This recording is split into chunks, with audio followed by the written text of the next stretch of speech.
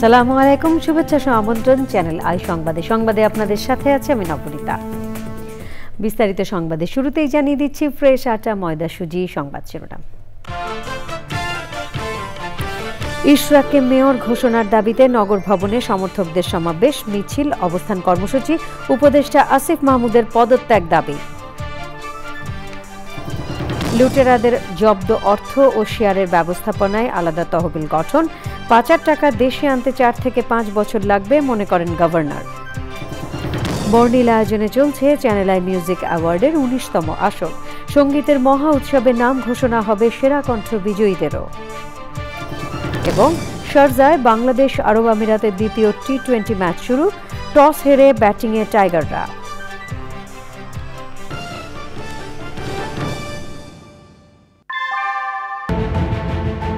Primacy inbuilt. German technology, Bangladesh's first thermix rod, Salam Steel Thermax. সংবাদ শিরোনামগুলো জানাচ্ছিলাম। এখনকার সংবাদ আয়োজন একই সঙ্গে চ্যানেল আইয়ের ইউটিউব চ্যানেল এবং চ্যানেল আইয়ের ওটিটি প্ল্যাটফর্ম আই স্ক্রিনে লাইভ স্ট্রিমিং হচ্ছে, যাচ্ছে পুরো সংবাদে।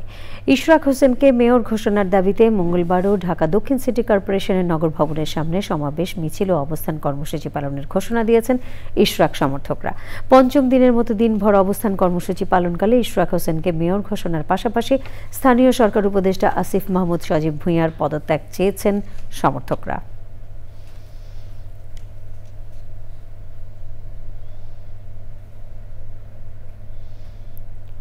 লুটেরাদের জব্দ করা অর্থ ও অবরুদ্ধ শেয়ারের ব্যবস্থাপনায় আলাদা তহবিল গঠন করছে বাংলাদেশ ব্যাংক। এই অর্থ ক্ষতিগ্রস্ত ও দরিদ্র জনগোষ্ঠীর স্বার্থে ব্যয় করা হবে। এক সংবাদ সম্মেলনে বাংলাদেশ ব্যাংকের গভর্নর জানিয়েছেন, লুট ও পাচার হওয়া অর্থ দেশে ফিরিয়ে আনতে কমপক্ষে 4 থেকে 5 বছর সময় লাগবে। মোস্তফা মল্লিক জানাচ্ছেন। বিদেশে পাচার হওয়া অর্থ কি করে দ্রুত সময়ের মধ্যে দেশে ফিরিয়ে আনা যায় তা নিয়ে প্রধান উপদেষ্টা অধ্যাপক মোহাম্মদ ইউনূসের সভাপতিত্বে বৈঠক। সভায় সবাইকে এ বিষয়ে কাজ করার নির্দেশনা দেন প্রধান উপদেষ্টা। রাজধানীর ফরেন সার্ভিস একাডেমিতে সংবাদ সম্মেলনে বৈঠকের বিস্তারিত তুলে ধরা হয়। বাংলাদেশ ব্যাংকের গভর্নর বলেন, আলাদা তহবিল করে এই অর্থ ব্যয় করা হবে। তাদের ডিপোজিট করা অর্থ সেগুলোকে আমরা জব্দ করা আছে, সেগুলোর ব্যবহার কিভাবে হবে সেটা নিয়ে আলোচনা হয়েছে।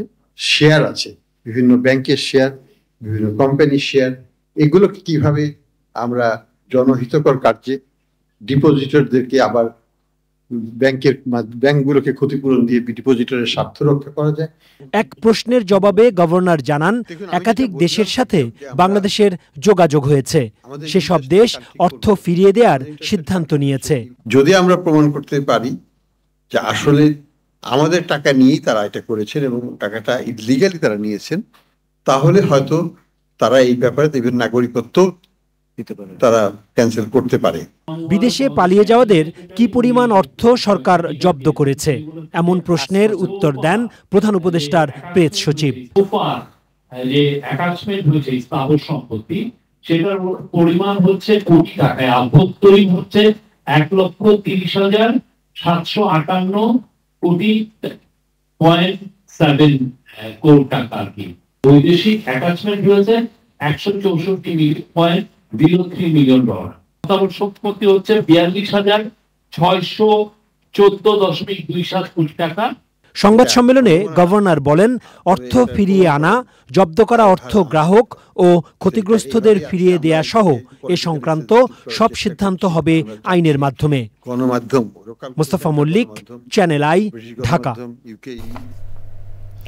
বিএনপির ভারপ্রাপ্ত চেয়ারম্যান তারেক রহমান বলেছেন, বিএনপি ডিসেম্বরের মধ্যে নির্বাচন চায়। তিনি বলেন, আন্দোলন সংগ্রাম করে একটা জায়গায় পৌঁছানো সম্ভব হয়েছে, এখন দেশটাকে করতে হবে। লন্ডনে ক্রীড়া সংগঠক Arafat Rahman cocoa Memorial trust cricket টুর্নামেন্টের পুরস্কার বিতরণী অনুষ্ঠানে প্রধান অতিথির বক্তব্যে তিনি বলেন, ক্রীড়া ক্ষেত্র সহ প্রতিটি ক্ষেত্রে এগিয়ে যেতে রাজনীতিবিদ সহ সবাই মিলে কাজ করতে হবে। বিএনপি ক্ষমতায় গেলে দেশের ক্রীড়াঙ্গনকে ঢেলে সাজানোর পরিকল্পনাও জানান তিনি। এই গুম খুন হত্যার শিকার হাজারো মানুষ গুম হয়েছে, বিএনপির হয়েছে, বিএনপির বাইরে অন্যান্য রাজনৈতিক দল হয়েছে, সাধারণ মানুষ হয়েছে, সাংবাদিকরা হয়েছে। কেন হয়েছে? সেটি হচ্ছে রাজনৈতিক অধিকার, মানুষের রাজনৈতিক অধিকার প্রতিষ্ঠার জন্য। তো তো এই যে মানুষের রাজনৈতিক অধিকার প্রতিষ্ঠা, এই রাজনৈতিক অধিকার প্রতিষ্ঠার মাধ্যমে আমরা এমন একটা সরকার প্রতিষ্ঠা করতে চাই যেই সরকার মানুষের কল্যাণে কাজ করবে। আমাদের মধ্যে বিভিন্ন বিষয়ে মত পার্থক্য থাকতেই পারে, থাকাটাই স্বাভাবিক, গণতন্ত্রে সেটাই স্বাভাবিক। কিন্তু দেশের ক্রীড়াঙ্গনকে আন্তর্জাতিক স্থানে নিয়ে যাওয়া, দেশের মানুষকে নিরাপত্তা দেওয়া, দেশের বেকারদের কর্মসংস্থান করা, দেশে আইনের শাসন প্রতিষ্ঠা করা, এরকম যে বিষয়গুলো, এটাতে নিশ্চয়ই কারো দ্বিমত থাকবে না। বর্ণিল আয়োজনের রাজধানীর প্যান প্যাসিফিক হোটেল সোনারগাঁওয়ে চলছে চ্যানেল আই মিউজিক অ্যাওয়ার্ডের 19তম আসর। অনুষ্ঠানে 21 পদকপ্রাপ্ত নজরুল সঙ্গীত শিল্পী ফেরদৌস আরাকে আজীবন সম্মাননায় ভূষিত করা হয়। তার হাতে সম্মাননা তুলে দেন কিংবদন্তি কণ্ঠশিল্পী রুনা লায়লা। আমরা সরাসরি চলে যাচ্ছি অনুষ্ঠানে। চলুন উপভোগ করি।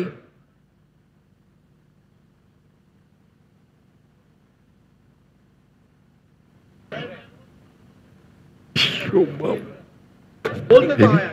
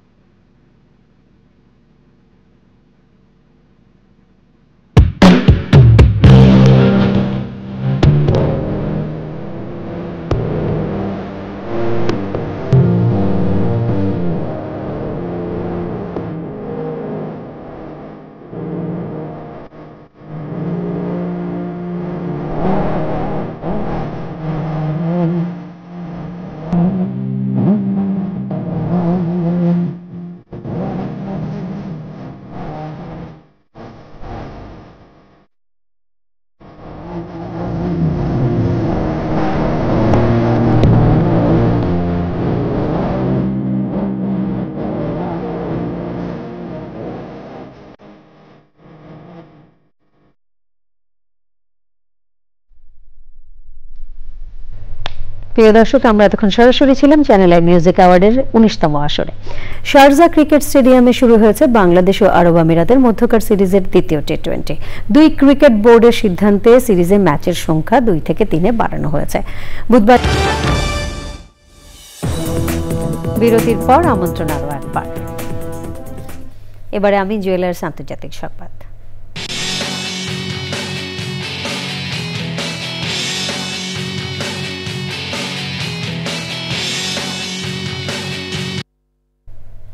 সাবেক মার্কিন প্রেসিডেন্ট জো বাইডেনের ক্যান্সার শনাক্ত হয়েছে, যা ইতিমধ্যে তার হাড়েও ছড়িয়ে পড়েছে।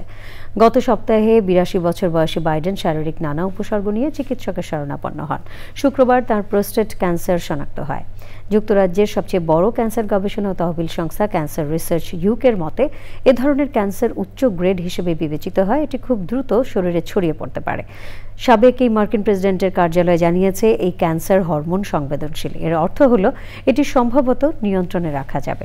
ক্যান্সার শনাক্তের খবর প্রকাশ হওয়ার পর নিজ দল ডেমোক্রেটিক পার্টি ও ক্ষমতাসীন দল রিপাবলিকান পার্টির পক্ষ থেকে বাইডেনকে সমর্থন ও সহানুভূতি জানানো হচ্ছে।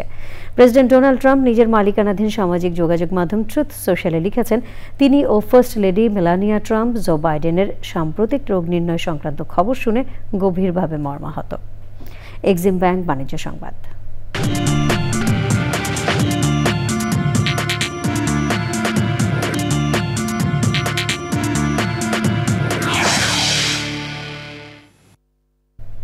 দু 2025-2026 অর্থবছরের জাতীয় বাজেটে পানি, স্যানিটেশন এবং হাইজিন ওয়াশ খাতে পর্যাপ্ত বরাদ্দ দেওয়ার দাবি জানিয়েছে পিপিআরসি, ওয়াটার এইড সহ কয়েকটি বেসরকারি সংস্থা।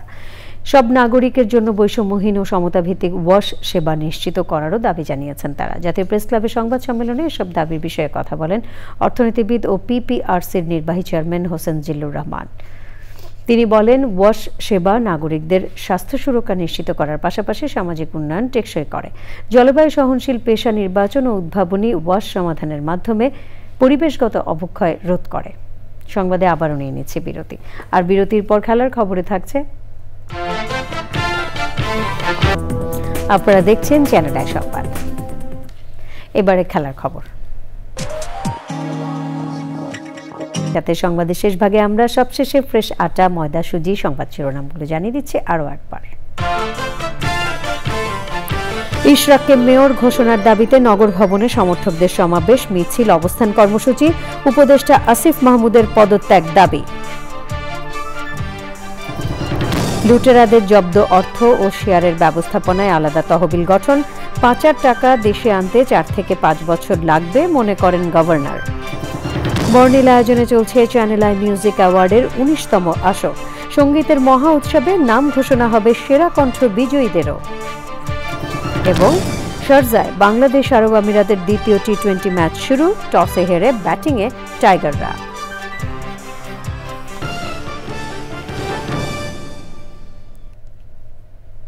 প্রিয় দর্শক, চ্যানেল আই সবশেষ সংবাদ জানতে ভিজিট করুন channelionline.com এ। যুক্ত থাকুন আমাদের সোশ্যাল মিডিয়া প্ল্যাটফর্মগুলোর সাথে। পরবর্তী সকল সংবাদ দেখার আমন্ত্রণ রইল। ধন্যবাদ সবাইকে।